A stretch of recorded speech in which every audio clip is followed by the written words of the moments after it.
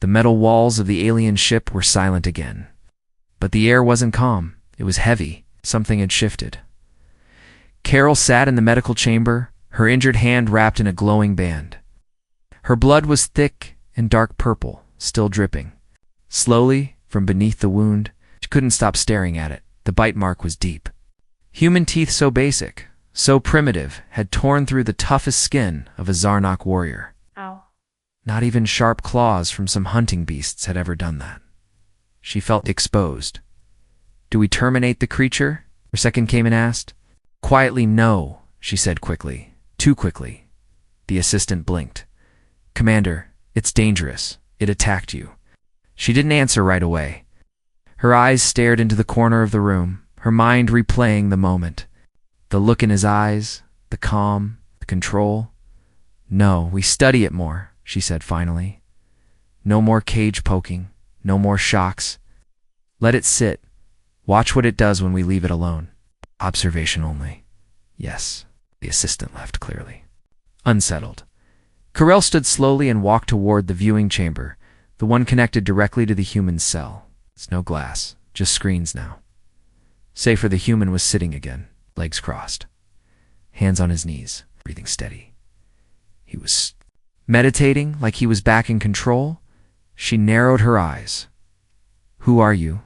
Inside the cell, Thomas Keene wasn't meditating for peace. He was waiting. The bite had been a message. It's not just for her, but for all of them. They thought they had caught a beast. But they had invited a predator into their home. He had served 12 years in human special forces. Earth was a planet of chaos, war, death, and survival. Every soldier knew how to wait, knew how to study, knew how to strike. When they took him, he didn't scream. That was step 1. Let them think you're weak. When they poked him, he didn't move. Step 2. Let them believe you're broken. And then, when the time was right. Step 3. Remind the hunter that prey sometimes has teeth. He didn't know where the ship was heading. Didn't know how far from Earth he was. But that didn't matter. The rules of survival were the same everywhere. Wait. Learn, then make them regret everything. He studied the ceiling, the corners, the blinking lights, the sound of air vents. Every beep had a pattern. Every drone that passed the hallway had a schedule. He was already building a map. In his head, elsewhere on the ship, 2 guards whispered in low voices. "I heard it attacked the commander. Bitter hand, they say, like a wild beast." That's impossible. Those Earth things, they're not supposed to be smart. Maybe this one is. They both looked down the hallway toward the holding room. Red warning lights were still glowing around the door. If it's smart, we're in trouble. Later that cycle, Carell returned to the observation chamber. She watched the human as he did something unexpected. He moved toward the wall, not the control panel, the back wall. He pressed his fingers to the floor and started dragging something across it, drawing. "What's he doing?" she muttered. A camera zoomed in. He was making marks using food paste. Crude symbols. But organized. One symbol looked like a door, another like a star. A series of lines, arrows, and boxes. It wasn't random. It was a plan. He was sketching a blueprint. Carell stared. No creature has ever, she stopped. Herself. Not a creature. Not a beast. A soldier. A mind like that didn't belong in a cage. It belonged on a battlefield. And she had brought him onto her ship. She leaned forward. Eyes locked on the screen. He's thinking. For the first time, she didn't feel like the commander of the ship. She felt like the mouse, locked in a room with a very quiet cat. She pressed a button. "I want full analysis. Every movement. Every line he draws. Tell the guards to double. Patrol butt from a distance. Commander, do not approach him. Do not speak to him. Just watch." "Yes, Commander." That night, while the alien crew tried to sleep, many couldn't. The rumor had spread. The human had drawn blood. The commander hadn't killed him. Some said she was afraid. Others said she was studying him. But either way, something had changed. The Zarnok didn't fear many species, but tonight they whispered about a human in the dark, and in the heart of the ship, Thomas smiled slightly, tracing another line on the floor with his finger. He was almost done mapping the first hallway. He had counted the drones, tracked the timing. He had already picked his first target. They still thought he was a pet. Let them think that, for now. The days passed, though no one on the ship counted them the same way anymore. To the Zarnok, time was marked by shifts, rotations, and cold system checks. To the human, time was measured in patterns, guard steps, blinking lights, food drops, in the sound of boots on metal. Every movement around his cell was information. Every delay was weakness. Every flicker of fear in the alien's eyes was a signal. He hadn't said a word since the bite. Not one. He didn't need to. His silence spoke louder than any threat. Commander. Carell had begun watching him for hours. At first, it was to study his behavior, like a scientist studying a wild creature. But soon it changed. She didn't realize when it happened, only that she now watched him not just with curiosity, but caution. He wasn't eating properly. Not like before. He was using the food paste to draw symbols, shapes, diagrams. He would wipe them away after a while, as if to say, "You don't deserve to keep this." He was communicating, but not. With them, he was thinking ahead. In one quiet hour, he had moved the food tray close to a corner of the cell. It wasn't random. The vent nearby hummed slightly louder than the others. Most wouldn't notice, but he had. He had pulled a thread from his worn shirt, wrapped it around a tiny food cube, and placed it near the vent. Then he waited. 10 minutes. 20. Nothing. Then a flicker of air. The cube rolled gently across the floor. There it was, a small breeze, a hidden air channel, an exit maybe. A crawl path, not yet. The map in his head grew another node. Meanwhile, the crew grew restless. 3. Guards had requested reassignment. One openly said he didn't want to patrol near the biting beast. The other two just stayed quiet and kept their hands near their weapons. Commander Carell began to notice other things. One of the drones that passed near the human cell had started to slow down. A minor glitch, they said. She ordered diagnostics. 2 more units reported minor errors later that day. Power flickers, targeting lens delay, motion sensor lag, all small things. All brushed off as coincidence, but she felt it in her spine. This wasn't coincidence. The human had no tools, no weapons, no access to ship systems, but somehow the ship was reacting to him. She decided to test him again. Quietly, she sent a small robot crawler, no bigger than a rat tin, to the cell. It was meant to observe up close, hidden in the floor panel. It slithered in at night. Silently, the human didn't move. But as the crawler crept closer, passing beneath the food tray, something odd happened. He dropped a piece of cloth on the floor, casual. Slow, then crushed it under his foot. Metal cracked. The crawler sparked. He had known somehow, without looking, without making a sound. He had sensed it. The next morning, crew found the wrecked remains of the crawler beside the wall, bent like a toy. He had left it there, neatly placed, as if returning a message. Don't try that again. Carell reviewed the footage again and again. There was no visual cue, no motion alert. He didn't even flinch. It was like he could feel the machine before it moved. She leaned back in her chair. Fingers steepled. This human, she whispered, is more than just dangerous. He was planning something. That much was clear. But what? Escape? Revenge? War? She couldn't tell, and that made it worse. The unknown is always worse. She began ordering psychological reports from every past captured human. Digging through old files, battlefield encounters, even ancient footage from Earth before full contact. Again and again. One thing returned in notes written by other alien officers. Do not underestimate their silence. They don't surrender like other species. They adapt. Even when caged, they watch and they wait. She sat in the dark, breathing slower, deeper. This wasn't just an animal reacting to pain. This was a species designed by war, forged by loss, trained by fire. She stood up and made her way toward the detention floor. Alone, she wanted to see him again, not through a screen, face to face. She stopped a few feet from the glass. He was sitting again, eyes closed, hands resting. He looked peaceful, but she knew it was a lie. The glass couldn't protect her from the truth inside that cage. This wasn't a specimen. It was a storm, one that hadn't started yet.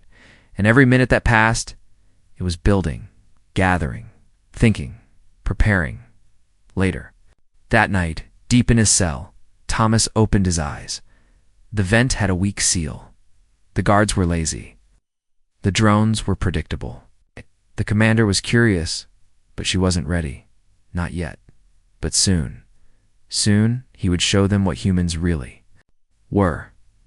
And this time, no one would call him a pet. The first failure happened during a routine systems check. A small power surge in the lower deck disabled 2 corridor lights and froze a maintenance drone in place. Nothing major, at least. That's what the engineers reported. But it was the second failure, only 30 minutes later. That made the crew uneasy. The doors to Cargo Bay 3 opened and closed on their own 3 times. No one was near the controls. No one had accessed the system. The crew blamed faulty code. A security loop, maybe. God. But Commander Carell didn't believe in faulty code anymore. She stared at the internal systems log. The pattern wasn't random. The power dips, the timing it was all too clean. It's too intentional. Someone was probing the ship. No one said it out loud. But the same thought passed through every mind on board. The human, still silent, still sitting, still watching. Carell stood. Alone outside his reinforced chamber, arms crossed behind her back, the guards now kept extra distance. Even their rifles felt useless near him. They had seen animals fight. This was not that. This was calculation. She stepped forward and stared through the glass. He didn't look up. He was drawing against this. Time using water from his own drinking cup, dragging a finger across the floor in wide, slow lines. No words, just marks. She knew he wiped them away when they were no longer useful. No camera ever caught the full plan. It frustrated her, fascinated her. He was testing her ship the way one might test a puzzle gently. Piece by piece, pressing at its weak points, and somehow with nothing but scraps and silence, he was making progress. She broke the silence. "What are you building?" He didn't respond. She stepped closer, her voice low. "You can't break out. This ship is Zarnak design. Even war fleets have failed to breach it." Still no reply then. Slowly he raised his head and met her eyes. Calm, cold. He didn't speak. He simply smiled. And that smile unsettled her more than any scream. She walked away before she showed the emotion in her face. Back in her quarters, she pulled up files from past battles. Archives. Human engagements during the First Contact War. They had lost thousands of ships fighting Earth's defenders, even though humans were technologically behind. Their ships were old, their weapons primitive, but they won battles they should have lost. They didn't give up when they were outgunned. They didn't flee when they were surrounded. They adapted, turned trash into tools, made fire from dirt now. She had put one of them on her ship alone, and he was doing it again. Later that cycle, something changed. The human stood up for the first time in days. He didn't stretch, didn't look tired. He simply moved with purpose. He walked to the far wall of his cage and crouched. His hands hovered over the floor, not touching, just sensing. Then he pressed down hard and twisted the metal bolt with his bare fingers. The camera feed cut out for 3 seconds. When it came back, he was sitting again, calm as ever. But something was missing. A tiny panel had shifted, barely visible. But the bolt was gone. Security officers reviewed the footage 3 times. Couldn't figure out how it happened. Carell knew. He had started taking the ship apart. With his hands, slowly, quietly, like a virus made of muscle and memory. She ordered tighter security. Drones with heat vision. Extra wall sensors. Reinforced locks. But deep inside, she knew it was too late for locks. He wasn't a prisoner anymore. He was a guest learning the layout. The next power glitch. Shut down half the lower deck for 8 full minutes. It wasn't a glitch. He had tripped the ship's redundancy loop using a stolen panel wire. and redirected heat flow through the ducting. System all with no tools. By the time systems rebooted, he had returned everything back to normal. He was leaving breadcrumbs now. He wanted them to know. He was telling them something. I know your systems. I understand your ship. And I'm just getting started. Carell stood in the war room with her officers. He wants us to see it, one of them said. He's not hiding it, she replied. He's proving something. Another officer spoke. Then we kill him now. End this. But Carell hesitated. He had the chance to kill her once. He didn't. He could have used the power, failures to cause serious damage. He didn't. Not yet. He wasn't here to destroy them. He was waiting for something else. And worse, part of her wanted to know what it was. Part of her wanted to understand what it was like to face a creature that refused to break, that bit the hand of the powerful, that turned silence into strategy. She hated that curiosity, but she couldn't stop it. That night, when the crew lights dimmed and the corridors went quiet, the human stood again. He reached beneath the sleeping pad they had given him. From inside the cloth, he unwrapped a bundle of wires, screws, and 2 tiny chips pulled from the back wall. It wasn't much, but it would be enough. He wasn't just escaping anymore. He was building something, and when it was ready, they would understand what Earth had really created, not a pet, not a science project, but a survivor, a tactician, and a war machine with teeth. The room had grown colder. Not physically, the temperature regulators remained steady, but in atmosphere. In presence, people spoke softer in the corridors near the holding chamber now. Not out of respect, but caution. The humans still hadn't spoken, but every officer felt the shift. There was no longer a question of if he would break out. Only when, maybe more dangerously. How? Commander Carell stood in front of the main screen with her senior techs watching a slowed down security feed. Frame by frame, they saw it. The human opening a maintenance panel behind. The wall using only what appeared to be a spoon handle and 2 pieces of elastic torn from his bedding. How long was that panel vulnerable? Carell asked. 17 seconds, the tech replied. The system didn't register any tampering. She studied the screen carefully. He hadn't rushed. He hadn't hesitated. He had done it like someone checking a clock. There was no hesitation, she said quietly. This wasn't luck. He already knew the panel, knew the lock. He knew the timing. He's been testing our routines. The tech said he's building a pattern, using us. Another officer leaned in. Commander, this isn't just sabotage anymore. He's learning our architecture. He's taking it apart in his head. Worse, Carell muttered. He's designing something. Meanwhile, inside the cell, Thomas wasn't thinking about the ship anymore.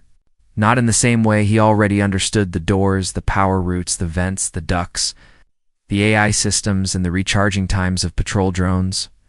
Those were solved puzzles now. His mind had moved on to the crew, because ships don't fight. Wars, people do, and the Zarnok weren't as united as they pretended to be. He had seen it in the way they passed information. Different ranks didn't trust each other. Officers double-checked lower orders. Some of the guards muttered when they thought no one was listening. One had even stood outside his cell for a full hour without speaking, just watching him with quiet eyes, like wondering. So Thomas did something new. He moved closer to the glass, and for the first time since his capture he made a gesture. Not a violent one, not a threat. He held up a wire. It's just a small copper loop bent into the shape of a circle. And then, slowly, he tapped the glass 3 times. The alien guard on duty froze, looked around, then stepped closer. Thomas held up another wire, this one shaped like a triangle. 3 taps again. Then he pointed first at the triangle, then at a small blinking light on the ceiling. The guard looked up, confused, nervous. Thomas sat down and placed both wires carefully on the floor, then backed away. He was offering something. Information. Carell reviewed the footage 5 minutes later. The entire bridge had gone quiet as they watched. Is he trying to communicate? One asked. No. Another said, he's trying to recruit. Carell didn't answer. She was already walking down the hallway. She entered the holding corridor. Alone, nodding for the camera feed to stay active. The human was sitting again, calm, waiting. She stood at the glass, arms folded. "What do you want?" she asked, still silence. Then he tilted his head just slightly, toward the security drone in the corner. It blinked once, then twice. Suddenly, it shut down. Carell didn't move. The camera was still recording, but the drone, physically active in the room, had just lost power. Thomas raised 2 fingers, then pointed at the wall behind her. She turned a maintenance screen, idle moments before, now displayed a flickering message in Zarnok script. "I could have done more." Carell's chest tightened. The human hadn't just sabotaged a drone. He had accessed their language. She leaned forward slowly, voice low. "Why haven't you?" His gaze didn't change. No anger, no pride. Only patience, she understood. He was waiting for her to make a choice, not to fight him, but to join him or get out of his way. She left without another word. Later that rotation, she called a private meeting with only 2 others, both Zarnok, both high-ranking, both trusted. "He doesn't want escape," she told them. "He wants influence. He's not testing us anymore. He's teaching us." "Teaching us what?" one asked. Carell's voice was flat. "What happens when you try to cage something smarter than you?" The others exchanged looks. She took a deep breath. "I want to speak with him. Directly. No guards, no weapons. Just talk." That's madness. "No, that's how you survive something that doesn't want to kill you yet." She stood. "Because when it does, you won't get another warning." Back in his cell, Thomas checked the wall panel once more. The wire triangle was gone. It placed it where he knew it would be taken. By the quiet guard, and it had been. He smiled faintly. Not all prisoners are alone, and not all enemies stay enemies. Soon, the time would come to move. He would need allies, tools, paths. But most of all, he would need a reason, not for him, for them. Because fear breaks people, but purpose starts revolutions, and he was almost ready to give them one. The warning came without sound. No alarms. No flashing lights, just a sudden silence in the ship's systems. A deep, unnatural stillness. Like the moment just before a predator strikes. Carell stood at the bridge, staring at the black void ahead of them. Oh. The stars were wrong, blinking too fast. Then she realized they weren't stars. They were ships. Hundreds of them. Silent, cold, painted black against black. Like shadows waiting to fall, the flagship bore no mark, no signal, no call. But she knew who it was, the Zarkith Dominion, a pureblood. Empire, ancient, ruthless, and very, very angry. They had watched her disobedience from afar, watched her delay the human's execution, watched her ship drift closer to rebellion. Now, they had arrived to remind her what happened to commanders who hesitated. There would be no negotiations, only fire. She turned. He was already there. The human Thomas stood calmly by the system's map. No uniform, no weapons. Just worn boots. Tired eyes and a mind sharpened like a blade. "They're not here for me," he said. "No," she replied. "They're here for both of us." She hesitated, then asked the question she'd feared for weeks. "Can we win?" He didn't answer right away. He stepped forward, studied the layout of the incoming ships. He knew their pattern too tight, too proud. Dominance disguised as order. That was their weakness. "I need command access," he said quietly. She looked at him. He didn't ask for permission. He asked for trust, and she gave it. He placed his hand on the console. The crew watched in stunned silence as Carell transferred full tactical access to a human who, weeks ago, was their prisoner. "Redirect power," he ordered. "Shift auxiliary engines to rear shields. Bleed heat into venting ducts. Make us look weak. You want them to think we're vulnerable. I want them confident." Carell nodded. "Let them come close." He didn't look at her, but the corner of his mouth lifted, just slightly. They always do. The Zarkath fleet moved in fast arrows through empty space, their weapons locked, or come silent.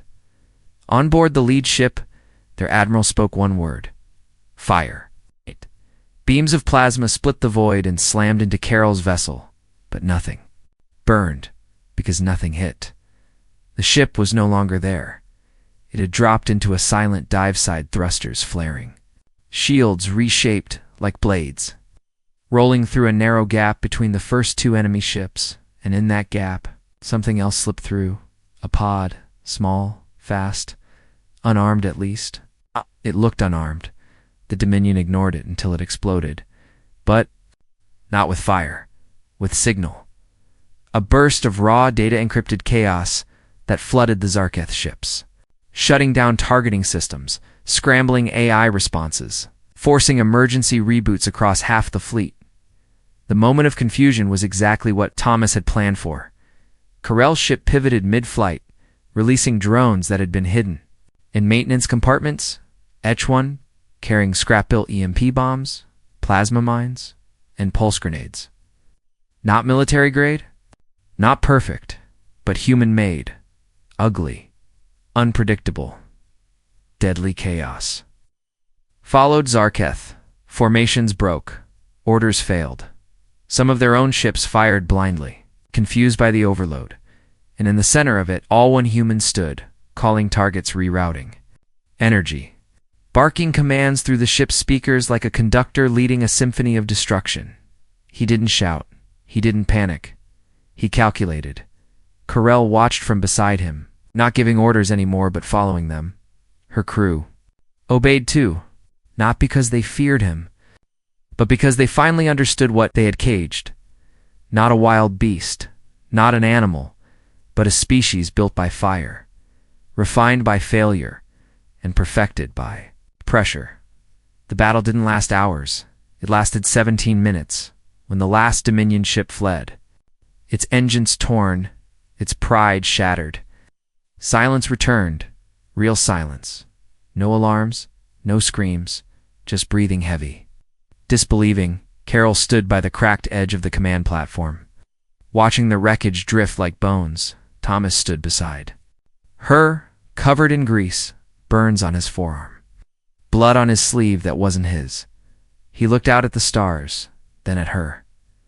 "You didn't have to fight, I know," she said, "but I chose to." He nodded. That's the only difference that ever matters. She studied his face. "You could have taken the ship weeks ago?" "I didn't want the ship," he replied. "I wanted you to see." See what he turned fully now, his voice low, but clearer than ever. That dominance isn't power. Control isn't strength. Poking the wrong creature too many times is suicide. She remembered the bite, the blood, the fear, and now this. "What will you do now?" she asked. He shrugged. "There's always another war. Another cage. Somewhere. I'll break that one too." And after that, his gaze didn't change. "I'll keep biting." He stepped away, leaving behind a silent bridge and a crew that would never again underestimate silence. He had come in chains. He left in command, and the galaxy would remember. This day, not because a fleet had fallen, but because one human had. Reminded the stars, never mistake stillness for surrender. Never mistake patience for weakness. And never, ever, poke the apex predator. The door to the holding corridor hissed open, and this time, Commander Carell entered alone. No guards, no weapons, just her. The lights inside the hallway dimmed slightly behind her, and the pressure of the sealed chamber settled around her like a second skin. Her boots tapped lightly on the metal floor as she approached the reinforced glass. Inside the cell, Human was already standing. He had heard her coming before the door even opened. He always did. Rel stopped just one step. From the barrier, she didn't speak at first. She simply watched him, trying to study every detail. He looked calm, as always, but there was something different now. His body language was open. He was waiting for her. They stood in silence for a long moment. Not a heavy silence, but a sharp one, like standing at the edge of a cliff before deciding to jump. Then she did something no one expected. She pressed her hand against the security panel and deactivated the glass. It slid away with a hiss. Now, there was nothing between them. The crew watching from security feeds panicked. Alarms flashed silently, but Carol had locked the controls. No one could override her decision. She didn't move, just stood looking at him. And the human, this dangerous, silent force they had feared for weeks, didn't strike. He nodded once, a slow, respectful nod. She spoke first. Her voice steady, but softer than before. "You've had many chances to hurt us. You didn't take them. Why?" He didn't answer with words. He turned slowly, walked to the far wall, and pulled something from beneath a loose panel. It was a device. Small, unfinished, built from scrap and stolen parts. He handed it to her. She took it without fear, held it up, studied it. "This is a signal booster," she said. "You were trying to contact someone." He nodded. She looked at him. Earth. Another pause. Then finally, for the first time since his capture, he spoke. His voice was calm, clear, but deep with meaning. "Anyone listening?" Scarell blinked. It wasn't a threat. It was a message of survival, of warning. She looked down at the device again. Could have activated it. Could have sent a pulse that might have attracted a fleet, or worse, enemies. But he had waited because what he wanted wasn't escape. He wanted a choice. And maybe a witness. She sat down on the edge of the empty platform near the wall. He didn't move to threaten her. "I've studied your wars," she said. "Your history, your brutality. You're not like the others." He stayed quiet. "You bite your captor," she said, "and sit quietly and study your ship." "What are you really?" He looked at her, expression unreadable. "Adaptation." He said simply, "We become what we need to survive." She tilted her head. "And what do you need now?" "Purpose." That word settled between them like a weapon placed on the table but with the blade. Facing no one, she thought about that for a long time. "There's a rebellion growing," she said finally. Small, scattered. Across old systems, the Zarnok. Once ruled without question, there are whispers of resistance. Some, even among my own crew. She looked him in the eye. "You could break this ship. Tear it down from inside. You have the mind, the time, and now the pieces. But you haven't." His reply was slow, measured. "Because I'm not here to destroy." She waited. He added, "I'm here to choose." "Choose what?" she wondered, but didn't ask. Not yet. Hours later. Word spread through the crew like wildfire. The commander had sat with the human for 30 minutes. No restraints. No backup. And had walked out alive. More than alive. Thoughtful. The crew didn't know what that meant, but it scared them. Some began whispering new names for the human. Not animal or subject. Not even prisoner. Now they called him the Silent Architect. Days passed. Carell returned twice more. Each time, she brought no weapons. Each time, he offered her a different salvaged PISA transmitter coil. A damaged chip. A map of a nearby system. They spoke in pieces. Few words. But every exchange built something.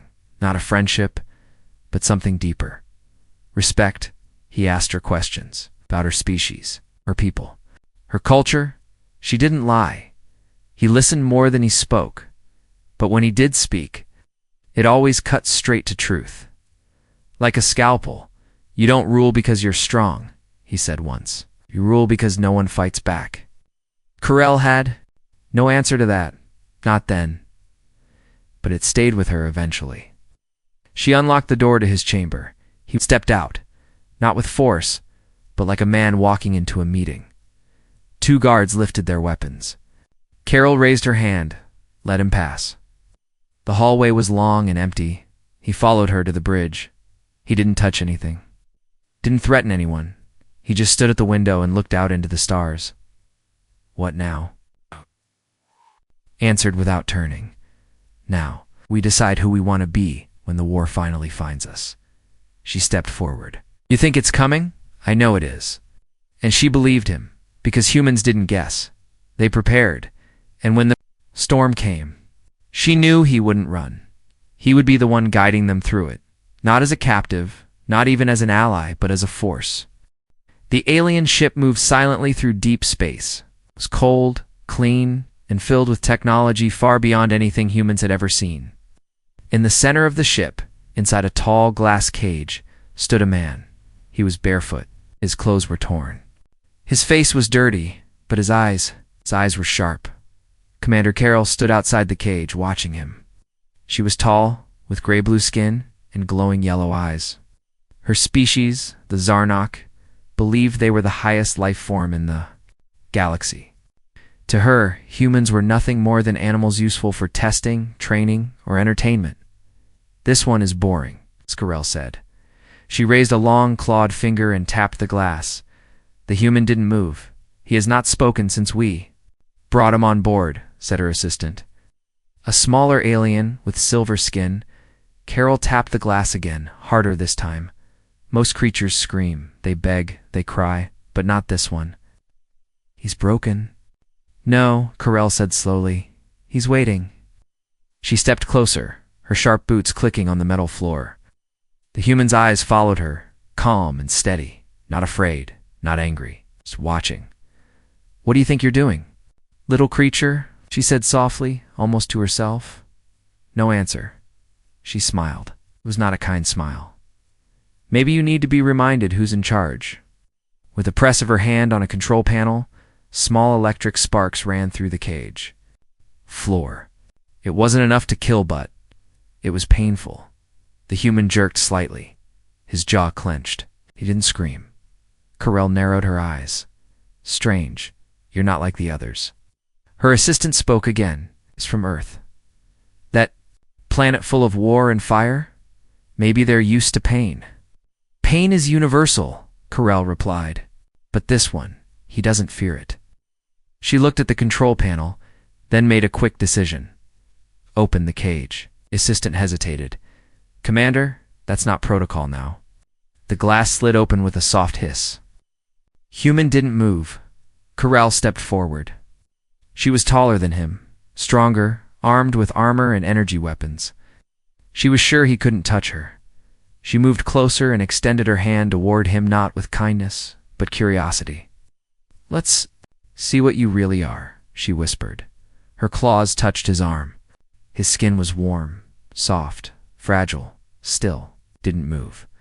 She leaned closer. Then it happened. Fast. The human's head snapped forward. His teeth sank deep into her hand. Carell screamed. A horrible, sharp pain shot through her arm as her blood spilled on the metal floor. Alarms started ringing through the ship. Red lights flashed. The assistant jumped back. "Commander, are you hurt?" The human let go. Blood dripped from his mouth. He stepped back, eyes still calm, still watching Carell. Stumbled out of the cage, holding her bleeding hand. Her face was pale. He bit me," she said. Everyone froze in all her years of capturing, training, and testing other species. Nothing like this had ever happened. Never. No creature had dared touch her. And this human, had bitten her like a wild animal, but she could still feel the look in his eyes. It wasn't wild. It was cold, controlled. He had waited for the perfect moment. He had known exactly what he was doing as guards rushed in, weapons ready. The human raised his hand slowly and sat down in the center of the cage, silent again, watching again. Carell looked at him with a new feeling in her chest, fear for the first time in her life. She was afraid. She looked down at the blood on her hand and back at the calm, deadly eyes of the human. She whispered to herself, "Did the animal just attack me?